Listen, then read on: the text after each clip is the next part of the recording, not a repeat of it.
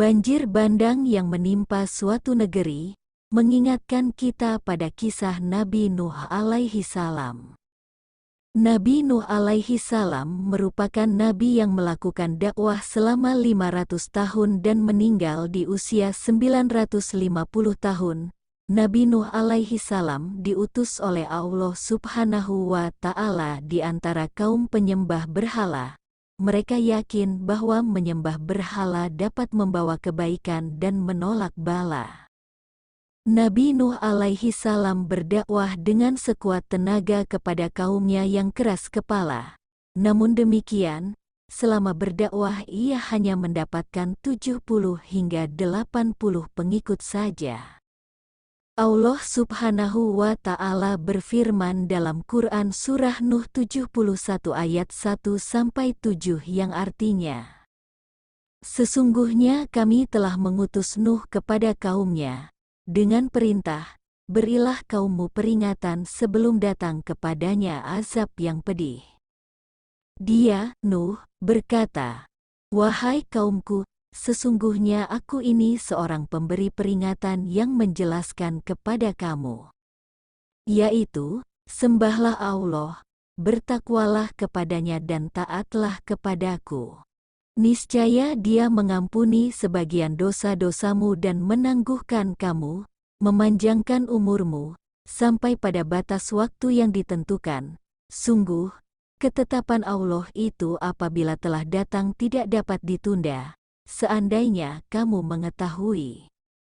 Dia, Nuh, berkata, "Ya Tuhanku, sesungguhnya aku telah menyeru kaumku siang dan malam. Tetapi seruanku itu tidak menambah iman mereka, justru mereka lari dari kebenaran. Dan sesungguhnya aku setiap kali menyeru mereka untuk beriman, agar Engkau mengampuni mereka, mereka memasukkan anak jarinya ke telinganya dan menutupkan bajunya ke wajahnya, dan mereka tetap mengingkari dan sangat menyombongkan diri." Selanjutnya Allah Subhanahu wa Ta'ala berfirman masih dalam surah Nuh 71 yakni ayat 21-27 yang artinya, Nuh berkata, "Ya Tuhanku, sesungguhnya mereka durhaka kepadaku, dan mereka mengikuti orang-orang yang harta dan anak-anaknya hanya menambah kerugian baginya. Dan mereka melakukan tipu daya yang sangat besar. Dan mereka berkata, jangan sekali-kali kamu meninggalkan penyembahan Tuhan-Tuhan kamu dan jangan pula sekali-kali kamu meninggalkan penyembahan Wet dan jangan pula Suwa, Yagus, Yauk, dan Nasr. Dan sungguh, mereka telah menyesatkan banyak orang. Dan janganlah engkau tambahkan bagi orang-orang yang zalim itu selain kesesatan. Disebabkan kesalahan-kesalahan mereka, mereka ditenggelamkan lalu dimasukkan ke neraka, maka mereka tidak mendapat penolong selain Allah." Dan Nuh berkata, "Ya Tuhanku, janganlah engkau biarkan seorang pun di antara orang-orang kafir itu tinggal di atas bumi. Sesungguhnya jika engkau biarkan mereka tinggal, niscaya mereka akan menyesatkan hamba-hambamu, dan mereka hanya akan melahirkan anak-anak yang jahat dan tidak tahu bersyukur." Dalam Quran Surah Al-Ankabut 29, ayat 14 Allah Subhanahu wa Ta'ala berfirman, yang artinya, "Dan sungguh, kami telah mengutus Nuh kepada kaumnya, maka dia tinggal bersama mereka selama 1000 tahun kurang 50 tahun, kemudian mereka dilanda banjir besar, sedangkan mereka adalah orang-orang yang zalim."